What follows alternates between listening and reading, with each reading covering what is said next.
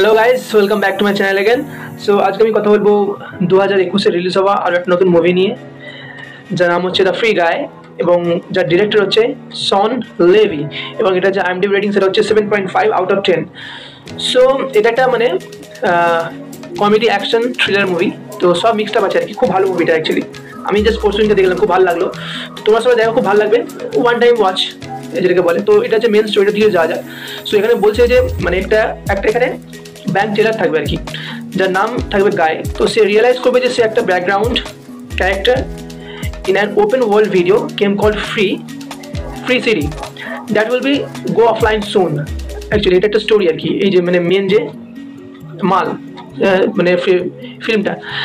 So এখানে Reynolds যে আছে, is my favourite like actor, you know, he is my favourite artist. খুব ভালো পাঠ করেছে এবং তোমরা সবাই চেনো একে। এই যে একটা ইভ বলে একটা ফিল্ম একটা এসেছিল, খুব ভালো মানে মুভিটা, তো সেখানেও পাঠ করেছে, খুব ভালো। সো এটাই ছিল আমার যে টোটাল স্টোরি। যদি আমার ভিডিওটা ভালো লেগে থাকে, please do like, share, comment and subscribe. Thank you guys.